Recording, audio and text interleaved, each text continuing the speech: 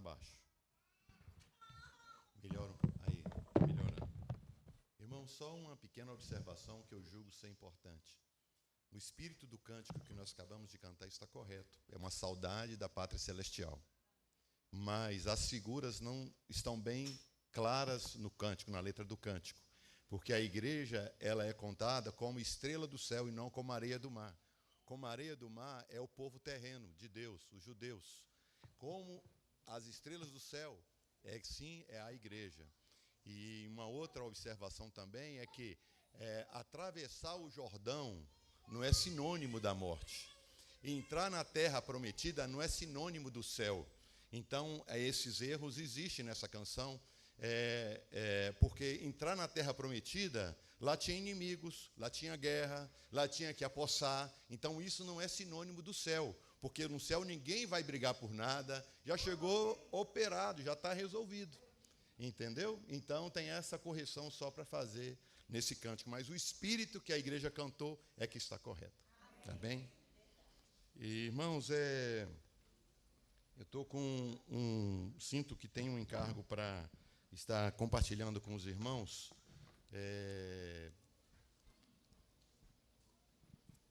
Sobre o tabernáculo no deserto. E eu gostaria que a gente ficasse atento para tentar aprender juntos. Essa figura, ela tanto traz aplicação para nós, como a Jesus, o nosso Redentor, e também ela traz aplicação para nós, também como aquela figura aplicando também ao homem, né? Então, eu gostaria que a gente estivesse atento a essas questões, para a gente tentar compreender no Velho Testamento aquilo que o Senhor tem para nos ensinar. Tá bom? E, irmãos, isso não tem como exaurir. Não tem como... A Bíblia fala que nós passaremos a eternidade conhecendo a Cristo. Então, não tem como exaurir. Nós vamos tocar em algumas pequenas figuras, algumas pequenas coisas. A maioria, irmãos, não vamos... Primeiro, eu não tenho capacidade nem revelação, né? Então, eu sei que nós vamos entender juntos aqui, e na medida que o Senhor for liberando a mensagem, eu creio que a revelação também virá para muitos corações. Tá bom? Então, primeiramente, eu gostaria de pedir aos irmãos que estão mais afastados, aproveita esse momento e vem mais para frente, pelo seguinte, a gente vai passar imagens aqui, e os irmãos que estiverem muito longe não vão poder ver. Então, eu gostaria de chamar os irmãos para encostar mais. Quem está com cadeira e Bíblia marcando os lugares, se não tiver ninguém sentado, deixa os outros encostar.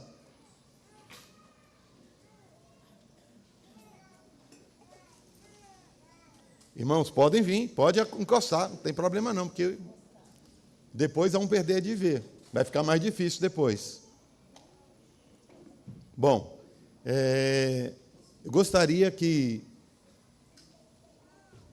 a gente iniciasse hoje tendo uma pequena visão sobre o tabernáculo. Por favor, pode colocar a primeira imagem. Tá bem. O povo de Deus sai do Egito em direção à terra de Canaã. No meio daquela caminhada, o Senhor manda o povo preparar para ele uma tenda. Existiam muitas tendas naquele acampamento. Na verdade, o que tinha ali era tenda. Era tenda para tudo quanto era lado. Mas existia uma tenda diferente. Existia uma tenda que não era igual às outras tendas. E essa tenda, ela é chamada da tenda da aliança, da congregação. Essa é a tenda especial. Nessa tenda especial é que nós queremos atentar para compreender algumas coisas. Então, primeiramente, o que nós vemos ali é o cercado daquela tenda. Esse cercado não é um cercado comum. Ele é diferente. Ele não é só um tanto de pau.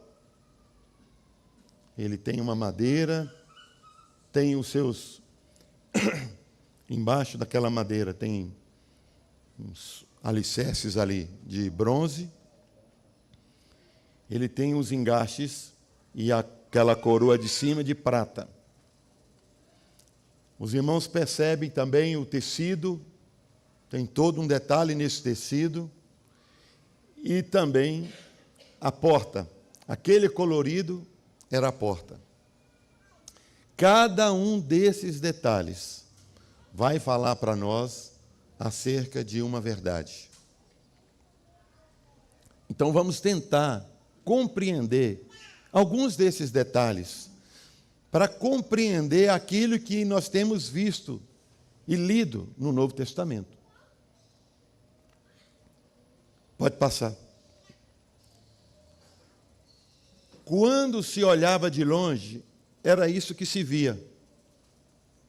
No meio daquele deserto, quando se olhava ao longe, era essa a visão. Os irmãos lembram de Isaías, quando fala do servo sofredor, Jesus, fala que ele não tinha beleza, não tinha aparência, não tinha formosura. Olhamos para ele e nada havia que nos agradasse. Era desprezado e o mais rejeitado, homem de dores e que sabe o que é padecer. Quando se olha para essa tenda, tem uma cerca diferente dos outros, que os outros não tinham cerca. Mas, olhando por fora, parecia ser algo comum, parecia ser algo normal. Assim era Jesus. Assim era Jesus. Olhava para ele, ninguém olhava para Jesus e falava assim, um extraterrestre. Não. Eles falaram pelo contrário. Não é este o filho de José e de Maria, cujos irmãos nós conhecemos? Ele era conhecido na terra, naqueles dias, como um homem normal. Somente quem se achegava a ele podia ver, como falou Pilatos, não vejo pecado nesse homem. Aquela cortina branca fala dessa justiça. Fala dele como homem, fala dessa justiça. Mas quem se aproximasse mais dele, poderia então dizer, tu és o Filho de Deus vivo. Tu não és somente um homem, mas é o que nós aguardávamos, a redenção de Israel. Mas essa beleza só se pode ver quem entra em comunhão com Ele. Só pode ver quem entra dentro daquela propriedade para ver a beleza de Cristo. O mundo não vê a beleza de Cristo. Na igreja, muitos já perderam de ver a beleza de Cristo, porque não quiseram atender o chamado de entrar. Entrar para ter comunhão. Vamos andando um pouco mais. Chegando um pouco mais de perto, a gente vê mais coisas. Aquela árvorezinha ali dentro não estava não, tá, irmão? Não faz parte da mobília. Mas ali tem, logo na entrada da porta, tem um altar de bronze, onde eram feitos os sacrifícios. E depois tinha uma bacia de bronze, onde as pessoas se lavavam para entrar dentro da tenda. Para entrar ali e prestar o culto. O culto já começava cá fora. Uma boa explicação também do tabernáculo é que ele é composto de 3 partes, e depois nós vamos ver. Ele tem essa parte de fora, e na parte coberta tem 2 outros lugares. Tem um primeiro lugar maior, chamado o átrio interior, né? E depois tem um outro lugar menor, chamado o Santo dos Santos. Esse aí é chamado de o átrio exterior, ou pátio. É a varanda da casa. Se a gente for aplicar a nós, a gente vai perceber que quando nós chegamos a Cristo e temos que entrar por aquela porta, nós vamos nos deparar com a primeira coisa, que é um altar. Não tem como se aproximar de Jesus, não tem como se aproximar de Deus sem esse altar. É no altar que é feito o holocausto. E o holocausto nada mais é do que um sacrifício onde não se sobrava nada. Tudo era queimado. Só saía dali cinzas. Então, por isso que nós vamos ver no Novo Testamento o apóstolo Paulo falando para nós que temos que nos oferecer a Deus como sacrifício vivo. Não tem como ser crente sem sacrifício. Não tem como ser crente sem sacrifício. Sem se oferecer a Deus e acabar, virar cinza, não tem como. Tem muitos que tentam, né? Faz reservas na vida cristã, mas a vida cristã não é um lugar de reserva, é um lugar de se entregar completamente. O resultado é para Deus. O cheiro, o perfume é para Deus. Então nós não temos que ficar preocupados com o resultado do sacrifício. Isso é para Deus. É só se render e se entregar. Nesse lugar é aonde muitas das vezes nós nos encontramos. No átrio exterior. No átrio exterior, irmãos, tem os animais que entram para o sacrifício. Você tem animal berrando, né? Você tem animal mugindo. Você tem serviços, os sacerdotes trabalhando. Tem muita coisa acontecendo, é um lugar de agitação. Tem muita coisa acontecendo nesse lugar. Você vê o sol, quem está ali vê o sol, quem está ali vê a lua, quem está ali vê as estrelas. Tem muito crente que vive só nesse ambiente. Ele não entra, ele fica só do lado de fora. Sabe, gosta muito desse momento ali, um com os outros e tal, mas o Senhor está chamando para algo mais, uma intimidade mais íntima, algo mais ligado a Ele. Então, irmãos, esse passo não é para a gente ficar lá dentro, não. É para a gente entrar. Porque, imagina você, nós estamos falando de uma multidão. Dos contados à época, era quase 700 mil pessoas. Era muita gente. Então, qual que era o papel do israelita? Ele chegava com sua oferta, ali à porta da tenda, entrava um pouco, o sacerdote vinha de encontro a ele, recebia o animal, fazia aquelas orações ali, dali para frente era com o sacerdote. A pessoa se afastava. Então ali não era um lugar para ficar lotado de gente, abarrotado. Não era. Era o ofertante, né? A oferta e o sacerdote. Não ficava todo mundo lá dentro, entrando. Não era assim. Aquela outra parte, essa parte aqui, primeira, ela fala muito com respeito ao nosso corpo. Ela fala muito com respeito ao nosso corpo. Aonde nós somos vistos e nos mexemos e pegamos e fazemos, é a parte externa. O corpo, a parte externa. A tenda, lá propriamente dita, esses dois lugares, ela vai falar para nós um pouco sobre aquilo que nós somos. O interior, o que o olho não vê. A nossa alma e o nosso espírito. Fala ali lá de dentro. Mas está oculto, está tampado. Ninguém vê. Mas isso tudo é manifestado pelo corpo. E tem coisa que nem assim a gente vai conseguir ver. Porque está na tenda. Não está no átrio exterior. Está mais interior.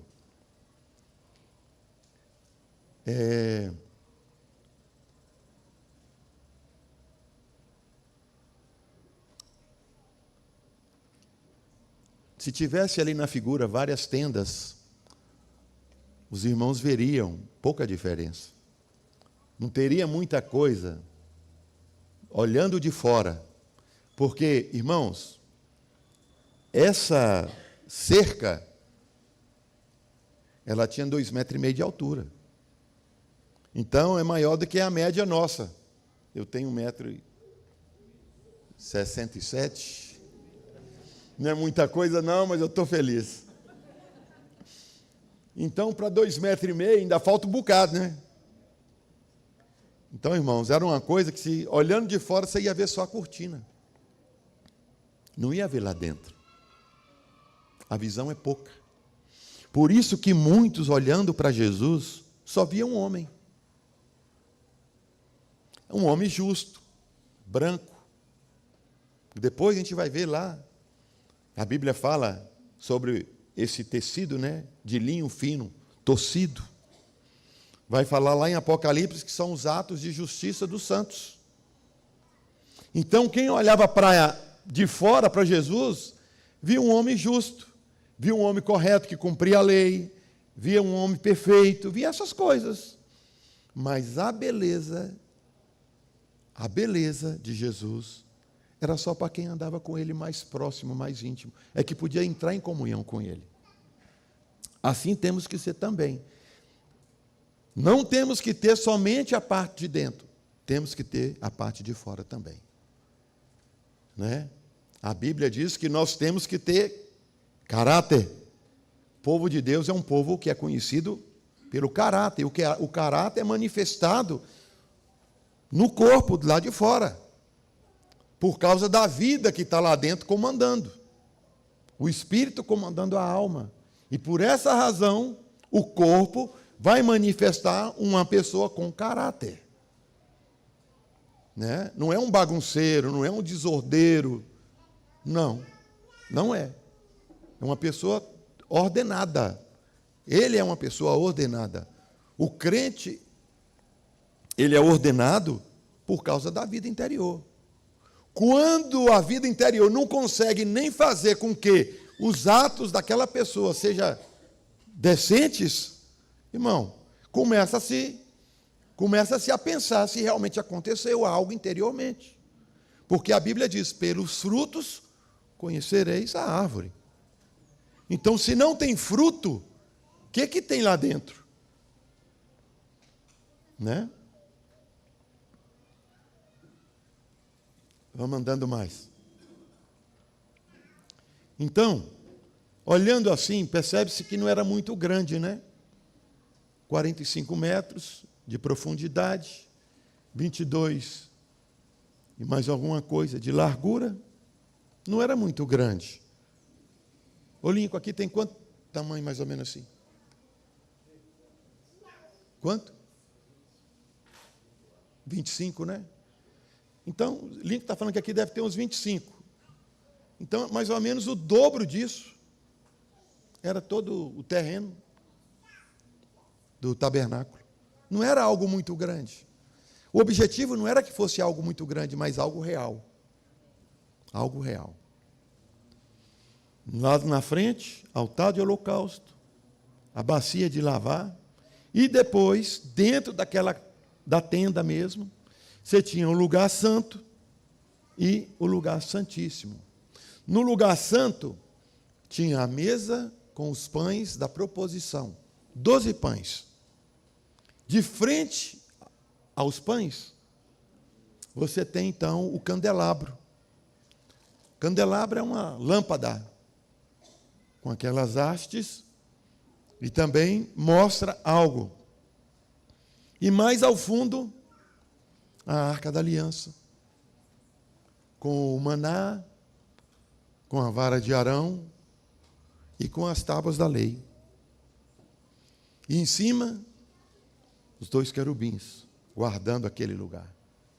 A presença de Deus. E sobre aquela arca, uma como é que a gente pode falar? É uma tampa com um beiral ali, aonde o sangue da proposição era colocado ali. Expiatório. Exato. Ali era colocado aquele sangue expiatório, naquele lugar. E o Senhor via aquele sangue e perdoava o pecado do povo. Essa era a figura. Por isso que nós vamos ver no Novo Testamento que foi com o sangue do Cordeiro de Deus. Não de cordeiros e bodes, como todo ano tinha que ser feito o sacrifício. Não, agora, uma vez por todas, o sangue tinha sido derramado. Acabou. Interessante notar que a arca, muito embora ela era composta, a arca não, a tenda toda, né? Ela era composta de muitos metais preciosos. O chão dela era de terra, era areia. Não tinha nada de porcelanato ali, era areia. Mostrando que nós, muito embora estejamos em comunhão com Cristo, nós estamos ainda pisados nessa terra. É aqui que a obra se desenvolve, é nessa terra. Tudo é celestial, mas por enquanto, pisados ainda na terra. Tá bom? Vamos passar mais uma figura? A disposição daqueles elementos, volta de novo à figura. A disposição dos elementos, presta atenção, da porta até cá no final, na arca, existe uma linha. E depois você tem uma outra atravessando. Candelabro e a mesa dos pães. Passa a figura. É uma figura que já indicava a história do nosso Senhor Jesus, a cruz. É incoerente a gente falar de toda aquela beleza do templo, de toda essa riqueza, essa glória, e uma cruz na frente, como que dizendo, né? Maldito todo aquele que for pendurado no madeiro. Isso somente o Senhor pôde nos revelar depois, que Ele se fez maldito por nós. Aquela cruz é por nossa causa. A cruz, ela está relacionada com aquilo que nós éramos e aquilo que o instrumento que Deus utilizou para nos fazer entrar até lá dentro da tenda. Sem a cruz, não se pode entrar. A cruz, ela fala de alguém que morreu por outro. Por causa da cruz, a Bíblia diz que nós hoje temos livre acesso ao Pai. Tira a cruz e nós somos inimigos. Põe a cruz e nós somos benditos. A cruz é o diferencial do povo de Deus, né?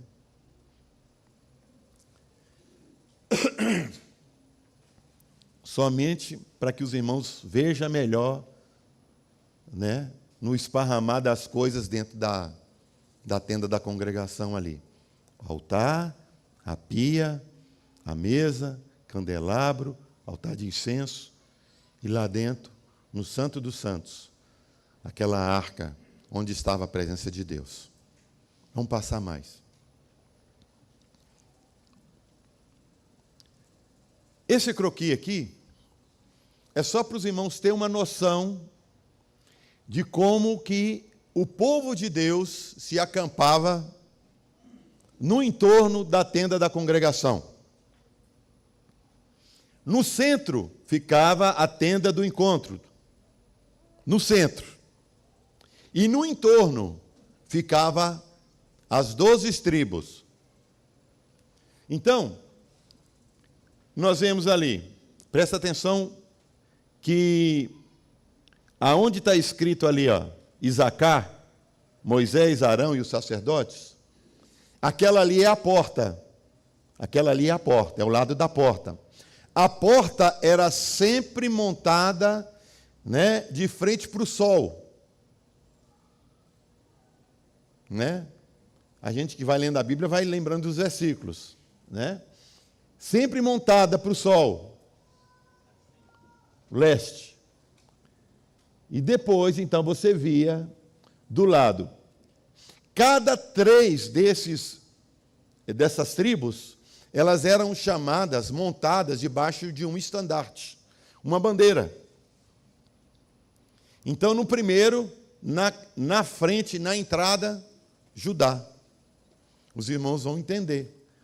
Lendo as figuras, conhecendo, sabe que Judá fala de Cristo, o leão que veio da tribo de Judá. É por ele que se entra naquela porta.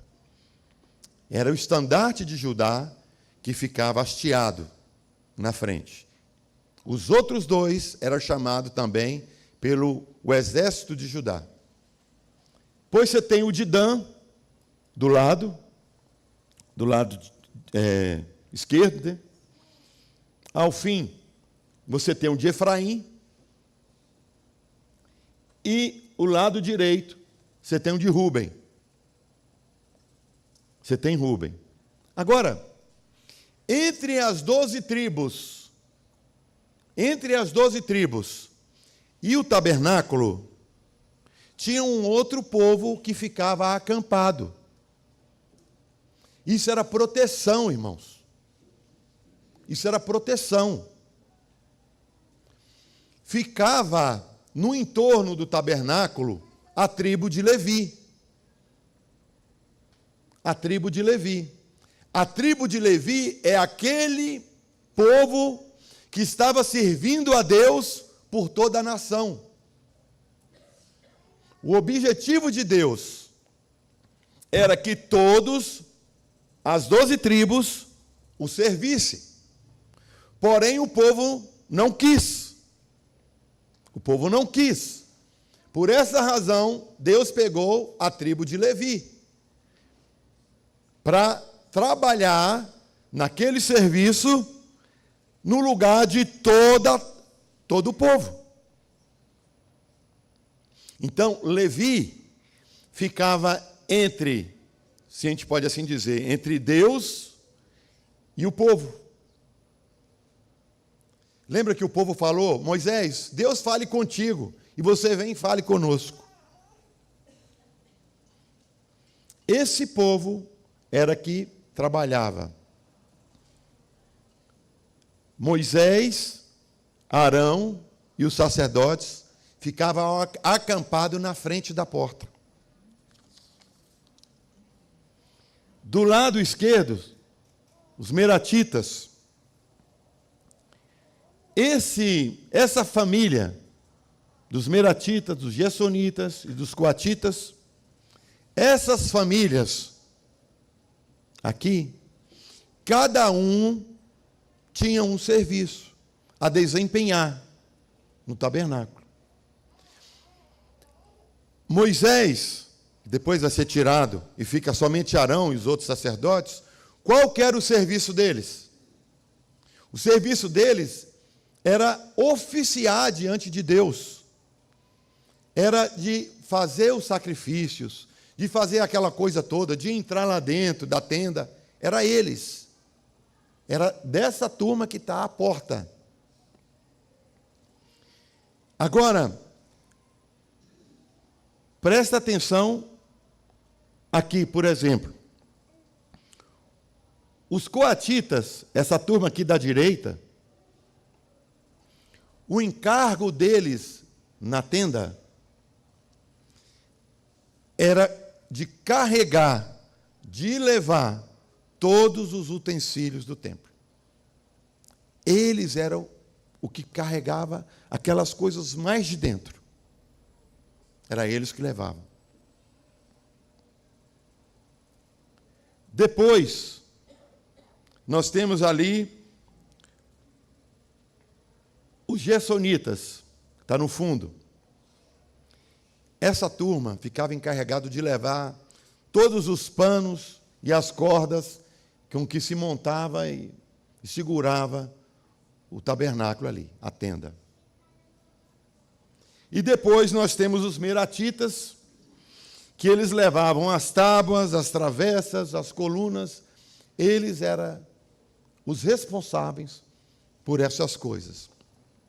E não somente isso, todos eles, mas também aquilo que os sacerdotes demandassem.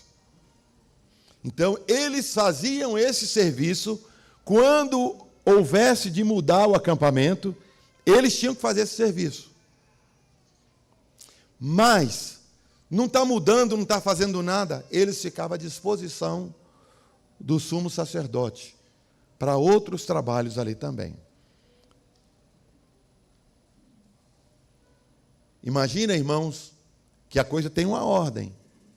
A nuvem se movia. Alguém gritou, a nuvem moveu, toca a trombeta, que todo mundo tem que começar a desmontar as barracas. Irmão, imagina você indo na sua casa.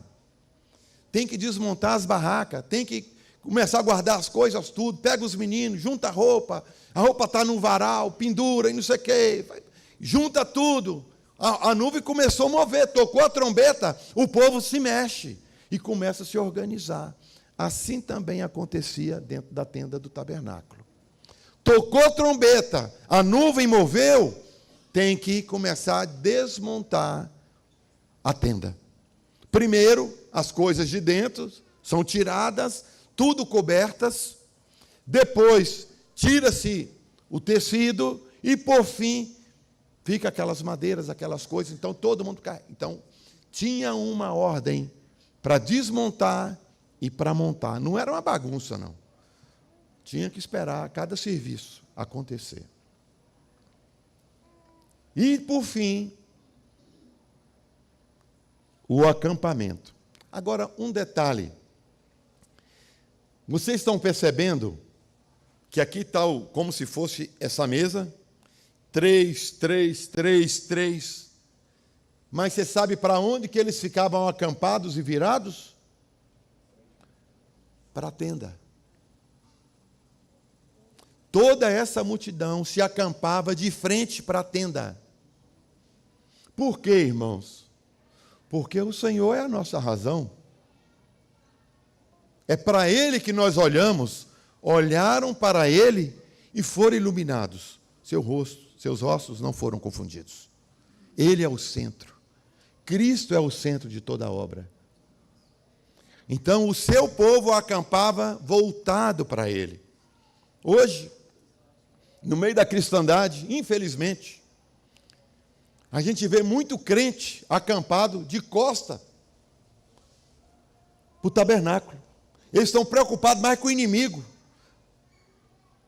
Eles estão preocupados com o inimigo. Está repreendendo o inimigo, está que não sei o que lá, a tenda é para cá, irmão. Não, mas ele está virado de costa para a tenda, porque ele está preocupado com o inimigo. Irmão, o povo de Deus não tem que ficar preocupado com o inimigo. O povo de Deus se dobra diante do seu Senhor. Ele é quem cuida dos inimigos. A Bíblia diz que Ele faz com que até os seus inimigos tenham paz com eles. O Senhor é quem nos guarda. Então, irmãos, é um grande desequilíbrio que nós vemos no povo de Deus hoje. É ficar muito preocupado com o inimigo.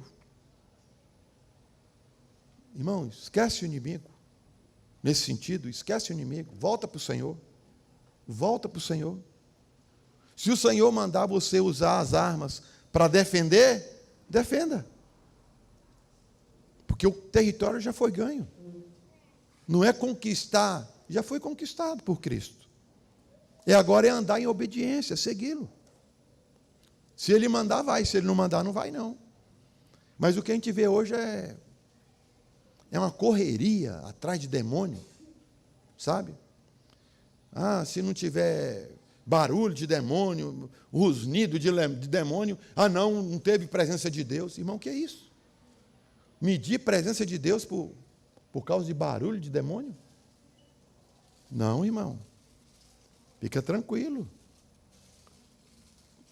Viva a sua vida cristã diante de Deus.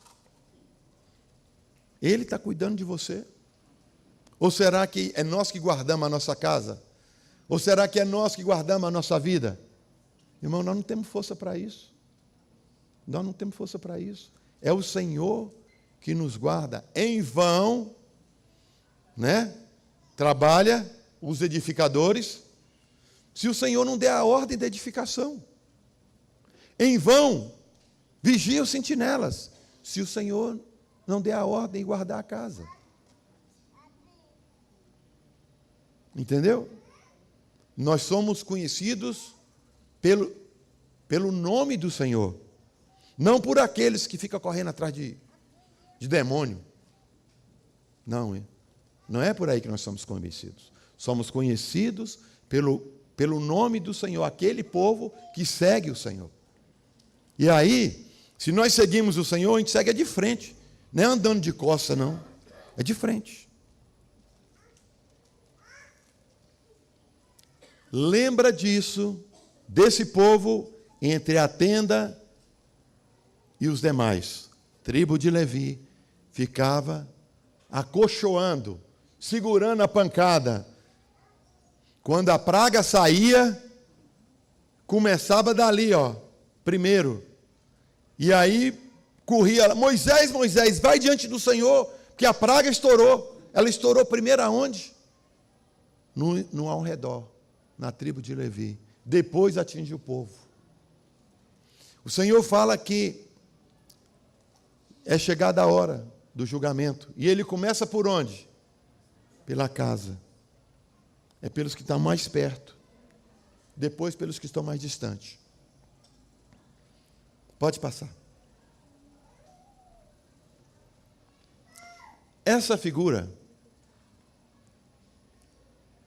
mostra um pouco disso que nós já acabamos de falar. Esse povo que estava acampado mais perto da tenda, né? Que nós já acabamos de falar. Pode passar, por favor. Isso aí também eu já falei. Pode passar. Essas outras duas. É a mesma coisa. Essa era a ordem. Na frente, lembra do irmão Deus falando, né? E a tribo de Judá tocando trombeta, cantando e louvando a Deus. Porque quem faz a nossa guerra e quem conquista as nossas batalhas é o Senhor. O Senhor fala assim: levanta, prepara para a batalha e fica de prontidão para ver o livramento que o vosso Deus vos fará. É Ele quem luta as nossas batalhas. Mas Ele quer que a gente esteja pronto. Quanto a ti, esforça e ser valente. Mas quem vai vencer? O Senhor. É Ele que deu a ordem da vitória. Pode passar. Nessa figura, tem algo que eu gostaria de chamar a atenção dos irmãos, que é o número. É o número das pessoas. 62.000, 41, 53, tem uma soma. Campo de Ruben, 151, né? O campo de Efraim, 108. E o campo de Judá, 186 mil pessoas. Vou passar de novo outra figura para os irmãos entenderem. Pode passar. Era essa figura que se via. Pela numeração, pelo povo, era essa figura. De Judá, tem mais gente. Então, a figura que você tem mais uma vez é de uma cruz. Aquele acampamento, quem, se pudesse, na época, puxar um drone e subir, você ia ver uma cruz. A cruz é o centro da vida cristã. Ela está em todo lugar. Aonde você olhar, vai ter a cruz. A cruz é a marca do cristão. Pode passar. A tenda da congregação era o centro. As tribos acampavam em sua direção. Se alguém pudesse ver este acampamento do alto, novamente veria a imagem da cruz, tal qual no interior da tenda. A cruz sempre vai estar marcando a obra de Deus. Isso é maravilhoso, irmãos. O Senhor deixa o DNA da redenção em todo lugar. Por isso que o homem é indesculpável. Mas ninguém me falou. O Senhor falou: olha, você não tem desculpa, porque a natureza fala sobre essa tão grande salvação. Não tem como um homem chegar diante de Deus e falar: eu não ouvi falar. Porque a pregação do Evangelho também é feita por toda a sua criação. Eu acho que acabou as figuras aí, né, Manu? Irmão, fica tranquilo que o almoço é por volta de meio-dia. Olha, está em Levítico, capítulo 25. Os irmãos, leia comigo. Levítico 25, versículo 47. Vamos ler até 49. Presta atenção, tá? Usa a sua Bíblia, faça as suas marcações, é importante. Levítico 25. Ele vai estar falando aqui sobre aquela questão relacionada com a redenção. Com alguém remir um parente, alguém remir uma outra pessoa. Quando Deus pegou esse povo que nós vimos, quando Deus pegou esse povo e entrou com esse povo na terra, Deus distribuiu a terra para o povo. A terra fala de Cristo. A terra fala de Cristo. A terra fala de entrar para possuir. Por isso que eu falei que não está relacionado com o céu. A terra está relacionada com entrar, a terra está cheia de inimigo. O Senhor deu a terra, e Ele fala para Josué: esforça e ser valente, mas entra. E para mostrar para Josué como a coisa ia funcionar, eles vão primeiro para o lugar mais perigoso, Jericó. Irmãos, Hélio, você esteve em Jericó? Tem uma coluna de Jericó, que ela, esse vão aqui, esse arco aqui de dentro, aqui, ó, é mais ou menos isso aqui de uma coluna que sobrou lá de Jericó. Em cima do muro dessas colunas, em cima do muro, tinha uma rua e tinha casas em cima do muro. Imagina a largura do muro. Entendeu? No muro, você tem a rua e tem casas. Então você imagina a largura do muro. E você sabe como é que o povo destruiu aquela cidade? Tocando trombeta. Tocando trombeta. Você está entendendo que o Senhor está falando para nós é: esforça e ser valente, ou seja, esteja preparado para a batalha, mas veja que é eu, diz o Senhor, quem vos livrarei. Não é o nosso braço, é o Senhor. Então, Deus, através de Josué e Moisés, distribuiu a terra para as 12 tribos. E o Senhor disse: a terra é minha, não se venderá a terra perpetuamente. Por isso que a terra de Israel não pode ser dividida. Quando você vê esses tratados tentando dividir a terra em torno de paz, vira uma confusão que fica pior do que o início. Não pode, porque fala de Cristo. E de Cristo é dito: nenhum dos seus ossos foram quebrados. Na cruz, quando foram para quebrar a perna dele, ele já estava morto. Por quê? Isso fala da unidade do corpo. Em muitos, embora sendo muitos, somos um só. Um só. Por isso que nós temos um pão, por isso que nós temos um vinho, um cálice. Porque fala dessa unidade, que não pode ser rompida. Efésios fala de preservar a unidade, que ela já foi feita em Cristo. Irmãos, então, no meio daquele povo, trabalhando, imagina, porque tinha um marco, Deus fez o marco, por isso que é um projeto, irmão, não tem nada de puxadinho, é um projeto. No projeto de Deus, estava lá previsto que algum irmão, o Cleito, muito atirado, ele ia achar que ele ia ser mais esperto do que o Maico, do que o Marzinho, do que o Hélito, do que os outros. E aí ele empreendeu algo muito grande aqui. E ele pegou dinheiro emprestado com o Maico, com o Marzinho, com o Hélito e com os demais. E acontece que o trem não deu certo. Não choveu, ou choveu demais, não deu certo. Resultado, Cleito vai ter que pagar a conta do dinheiro que ele pegou emprestado com os outros. Porque ele empobreceu. Tinha um marco de 50 anos, de 50 em 50. Tinha um marco de 50 anos, o ano do jubileu. Irmão, o jubileu fala de Cristo, que é a nossa libertação. No jubileu, a terra voltava para o dono. Mas, do ano que aquele dinheiro foi pegado emprestado, até o ano do jubileu, contava-se as colheitas.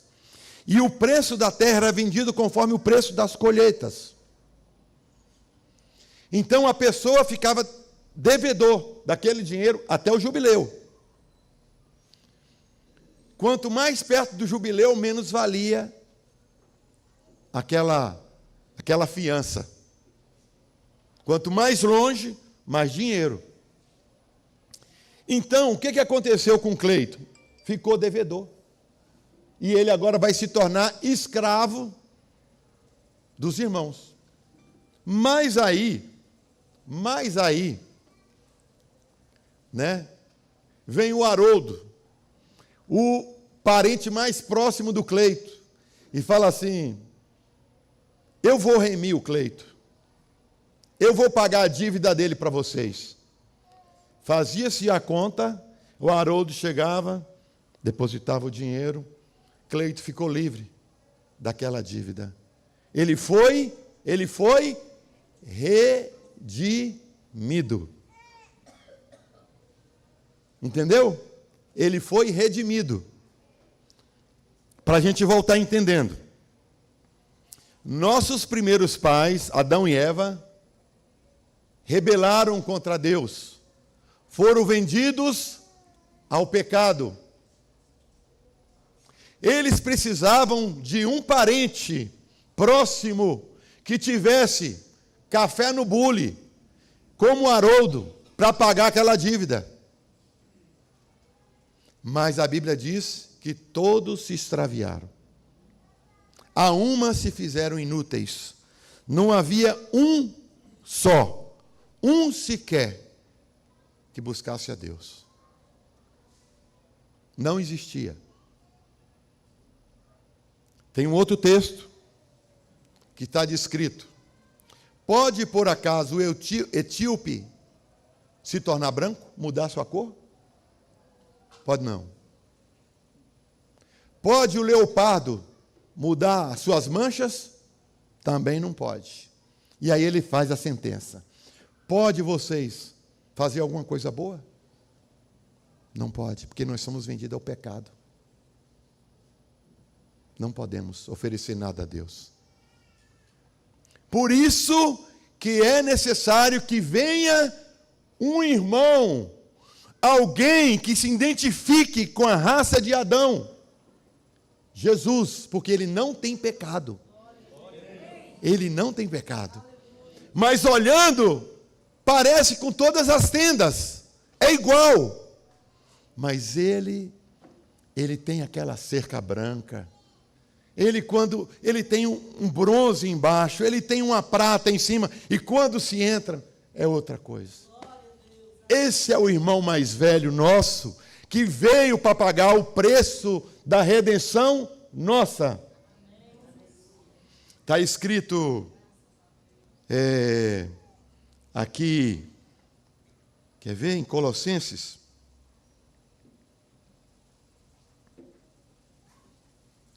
Colossenses 2. Qual é o versículo? Olha para mim aí, irmão. Encravando na cruz. 2,14. Lê aí, Nilo. Você está com ele fácil aí? Abre aí rápido e lê para nós. Olha o que está escrito aqui.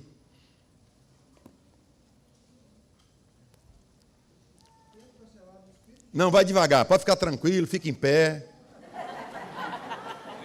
É a partir do 13. Isso. E a vós outros que estavam mortos pelas vossas transgressões, e pela incircuncisão da vossa carne, vos deu vida juntamente com ele, perdoando todos os nossos delitos, tendo cancelado o escrito de dívida que era contra nós, e constava de ordenança, o qual nos era prejudicial, removeu-o inteiramente, encravando-o na cruz. Olha aí. Viu que ele tinha café no bule? Chegou, pagou a conta. Removeu o escrito de dívida que era contra nós. Tirou tudo. E agora nós não somos mais escravos do pecado, mas agora somos livres para Deus. Entendeu? Ô irmãos, só o Senhor para fazer isso. Só Ele podia. Vocês entendem quando João está diante do trono de Deus, na sala do trono, e João olha o rolo na mão do Pai, e João entende a situação, que não é brincadeira, e João fala: quem é que vai nos redimir? Quem é que vai remir o homem? De repente ele começa a chorar, porque ele falou: anjo não pode, anjo não é parente do homem, serafim, querubim, ninguém pode, tem que ser um homem, mas não existe um homem na terra que possa. E ele começa a entrar em desespero e chorar. Aí de repente vem um anjo, toca no João, fala: João, olha para cá. Quando João olha, um cordeiro como recém-imolado, Jesus subindo. O João viu Jesus na terra, crucificado, e viu Jesus chegando no céu. Foi dado esse privilégio para o João. Não chore, João. Eis aí o Cordeiro de Deus que morreu, o leão da tribo de Judá, que venceu para abrir o livro e lhe desatar os seus 7 selos. Irmão, é nossa redenção. Por isso que existe um homem na glória. Não tinha antes, agora tem. Só um. Os que morreram estão aguardando até a nossa vez, que nós vamos subir juntos. Ninguém precederá os que dormem. Vai subir junto. É uma companhia de vencedores. Irmãos, então aqui, no texto de Levítico, que eu queria ler com os irmãos, 25, 47, diz assim: e se o estrangeiro ou peregrino que está contigo alcançar riqueza, e teu irmão que está com ele empobrecer, e vender-se ao estrangeiro ou peregrino que está contigo, ou a alguém da família do estrangeiro, aí diz assim: depois que houver vendido, haverá o quê? Resgate. Para ele haverá resgate. Existe uma possibilidade. Existe uma saída, mas é o resgate. Aí diz assim: um de seus irmãos, o Haroldo, na figura terrena, e Jesus na celestial. Um de seus irmãos, né, o poderá resgatar. O poderá resgatar. Essa figura vocês vão ver muito bonita, todo o capítulo de Levítico, e também no livro de Ruth, que vai contar a história de um resgate. 49. Ou seu tio, ou o filho do seu tio, né, o primo, o poderá resgatar. Ou um de seus parentes da sua família o poderá resgatar. Ou se alcançar riqueza, se resgatará a si mesmo. Irmão, a nossa condição é que nós não podíamos. A gente estava na necessidade de um parente mais próximo. E aí, ele veio como o nosso parente mais próximo. Entendeu? Entendeu a figura do resgate? Então tá bom. Agora vamos para os outros textos. Êxodo 30, versículos 11. A partir do 11. Diz assim, presta atenção comigo. Falou mais o Senhor a Moisés, dizendo: quando tomares a soma dos filhos de Israel, o que Deus está dizendo aqui? Que Moisés ia fazer um censo. Moisés ia contar todo o povo de Deus. Presta atenção. Quando tomares a soma dos filhos de Israel, conforme a sua conta, cada um deles dará ao Senhor o resgate da sua alma. Presta atenção nessa palavra, o resgate da sua alma. Quando os contares, então cada um vai pagar o resgate da sua alma ao Senhor. Para que não haja entre eles praga alguma quando os contares. Pergunto para os irmãos, Jesus pagou o preço igual para todo mundo ou não pagou? Pagou. O sangue dele é para rico, é para pobre, é para branco, é para preto, é para amarelo, é para vermelho, é para chinês, é para qualquer um. Ele pagou o preço. Meio ciclo. Então, aqui, o mais rico podia pagar, o mais pobre podia pagar. Todos tinham que pagar a mesma coisa. Isto dará todo aquele que passar o arrolamento, for contado, a metade de um ciclo, segundo o ciclo do santuário, metade do ciclo. Né? A metade de um ciclo é a oferta ao Senhor. Qualquer que entrar no arrolamento de 20 anos para cima, dará oferta ao Senhor. O rico não aumentará e o pobre não diminuirá da metade do ciclo, quando derem a oferta ao Senhor, para fazer expiação por vossas almas. Lembra dessa fala, expiação por vossas almas. E tomarás o dinheiro de quê? Tomarás o dinheiro da expiação das almas, cada um pagou, e tomará o dinheiro das expiações dos filhos de Israel, e olha aqui, e o darás ao serviço da tenda da congregação. E será para a memória aos filhos de Israel diante do Senhor, para fazer expiação por vossas almas. Lembra desse dinheiro. Essa prata, esse meio ciclo de prata, que foi dado por expiação da alma de cada um daquele, contado de 20 anos para cima, tem um sentido, tem um caminho. Vão andar um pouquinho mais, tá? Êxodo 21, 32. Presta atenção.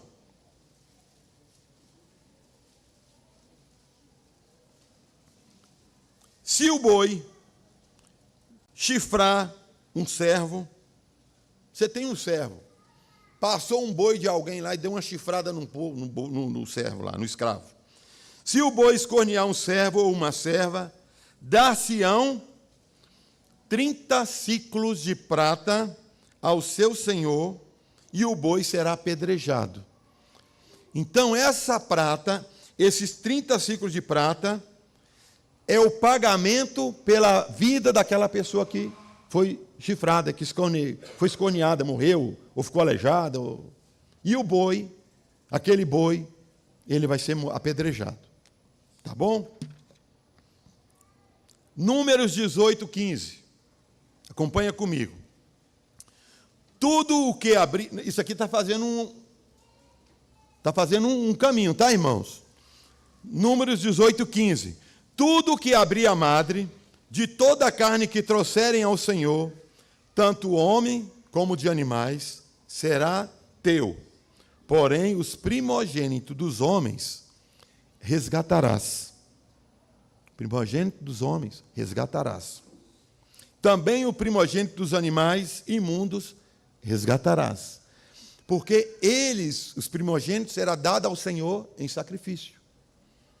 O resgate era para que não houvesse o sacrifício sobre aquele. Entendeu?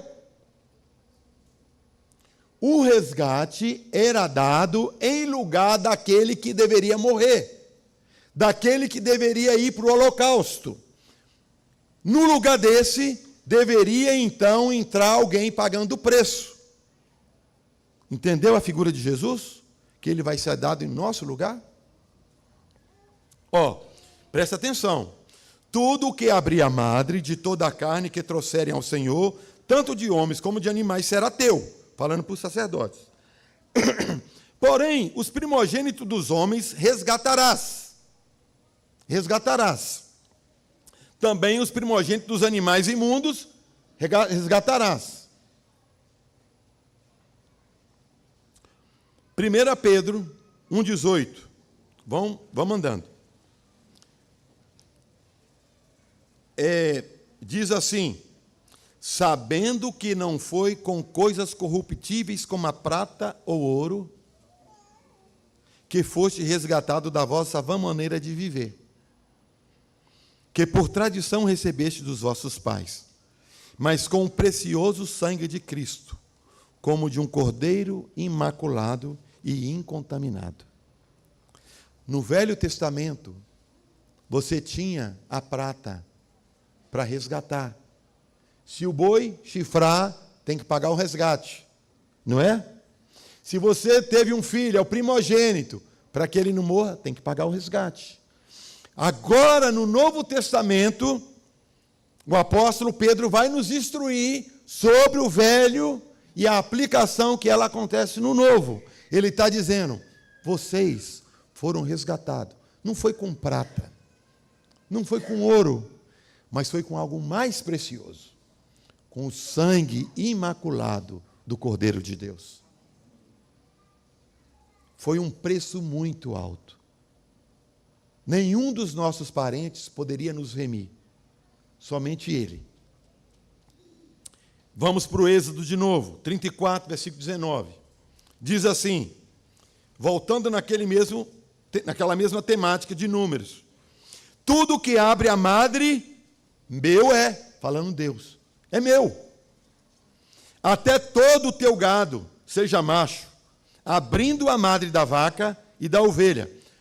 Irmão, aqui é o seguinte: o que nascer primeiro daquela fêmea, você tem um animal lá, primeiro animal que nasceu daquela vaca, daquela ovelha, é um machinho. Esse é do Senhor. Entendeu? Esse é do Senhor. Tudo que abrir a madre é o primeiro, é o primogênito. O burro, presta atenção, o burro, né? Porém, o que é o burro? O burro é um mestiço. Ele é cria, ele é filho de uma égua com jumento. Entendeu? Ou vice-versa, ou trocando. Mas geralmente coloca a mãe maior, porque senão ela, se for o contrário, imagina um jumentinho da cria de um cavalo, mata a fêmea. Então geralmente eles botam o jumento para cruzar com a égua, para então nascer um burro. O burro, ele é infértil. Teve um caso aqui no Espírito Santo que aconteceu. Um trem estranho que a mula engravidou, né? Mas ele é infértil. Ele não reproduz. Então, ele é imundo. Entendeu? Ele é um animal imundo. E a Bíblia falou aqui no texto que o imundo vai ter que também ser resgatado. Nós, por causa do pecado, nos tornamos como animais, pode falar, imundos. Então, tem que vir alguém e pagar o preço desse animal, o resgate. Então diz assim: o burro, porém, que abrir a madre, resgatarás com um cordeiro. Entendeu? Um cordeiro. Eis aí o cordeiro. Mas, se o não resgatares, cortar-lhe-ás a cabeça. Se não for para resgatar o burro, mata ele, porque é do Senhor. Se o Senhor Jesus não viesse para nos salvar, todos nós estávamos vendidos ao pecado, sujeito ao inferno. Sujeito não, estava indo. Já nasceu em direção ao inferno. O Senhor é que interferiu e parou esse caminho. Todo o primogênito de teus filhos resgatarás. E ninguém, presta atenção, e ninguém aparecerá vazio diante de mim. Não pode chegar ninguém sem resgate. Todos que forem para estar com o Senhor, um preço foi pago. Agora, no Salmo 49, versículo 7, diz o seguinte: nenhum deles, de modo algum, pode remir a seu irmão ou dar a Deus o resgate dele, pois a redenção da sua alma é caríssima, e seus recursos se esgotariam antes. Ninguém pode resgatar o homem. Ninguém tem condição. Ninguém tem condição de chegar diante de Deus e falar, eu posso pagar o preço. Não pode. Por isso que teve que vir Jesus, o irmão que pode resgatar. Em Lucas 2:38 diz assim: e chegando naquela hora, dava graças a Deus e falava a respeito do menino a todos os que esperavam o quê? A redenção de Israel, a redenção de Jerusalém, a redenção daquele povo. Que quando ela pegou aquela criança, ela falou, esse é o nosso Redentor. Está entendendo, irmão? Quando a gente fala para um de nós aqui no Brasil, um Redentor, a figura que vem na nossa mente é de Jesus. Porque você sabe que Jesus é o Redentor. A palavra Redentor está ligada com Jesus, que Ele é o nosso Redentor. Mas quando você fala para um judeu, Ele é o nosso Redentor, ele sabe o que ele está ouvindo. Ele está sabendo, olha, eu fui vendido e ninguém podia pagar a minha conta. Agora chegou o que pode. Ele é o Redentor. Você está entendendo? Libertação chegou para Israel. É isso que ele entende. Ele entende, eu era vendido como escravo, eu não tinha saída, mas agora chegou o meu Redentor. Graças a Deus. É isso que essa mulher está falando aqui em Lucas, capítulo 2, versículo 28. Veja, Israel, chegou o seu Redentor. Entendeu? Romanos 3, 24. Diz assim: sendo justificados gratuitamente, para nós é gratuito, para ele teve um preço. Sendo justificados gratuitamente, por sua graça, vocês não estão pagando, mas foi pago. Mediante o quê? A redenção. Alguém pagou um preço. A redenção que há em quem? Cristo Jesus. Aí diz assim, 1 Coríntios 1:30. Mas vós sois dele, em Cristo Jesus. Vocês são de Deus. Vocês, olha aqui, pessoal. Vocês, não falei igual o pessoal da Universal agora, né? Então tá bom. Vocês são de Deus. Antes vocês não eram. Vocês eram do diabo. Mas agora vocês são de Deus. Em quem? Quem pagou o preço? Cristo Jesus. Mas vós sois dele, de Deus, em Cristo Jesus. Agora vai falar sobre Jesus. O qual Jesus se tornou para nós, da parte de Deus, sabedoria, justiça, santificação e redenção. para que, como está escrito, aquele que se glorie, foi ele que pagou. Amém? Glorie-se nele. Por isso a ele toda glória. É o único, irmãos, é por isso que nós temos que tributar a Deus louvores. Por isso que nós temos que pagar tributo a Deus louvores, porque agora somos comprados por ele, somos povo dele. Efésios 1:7, no qual temos a redenção. No qual em Jesus nós temos a redenção. Fomos redimidos, não somos mais do diabo. No qual temos a redenção pelo seu sangue, a remissão dos pecados, segundo o quê? A riqueza da sua graça. O preço foi muito alto, é a riqueza da sua graça. Não é qualquer coisa, não é qualquer sangue, era o sangue mais precioso que existia. Em Colossenses 1:13 diz assim: Ele, Jesus, nos libertou do império das trevas, nos transportou para o reino do Filho do seu amor, no qual temos a redenção, a remissão dos pecados. Viu, irmão?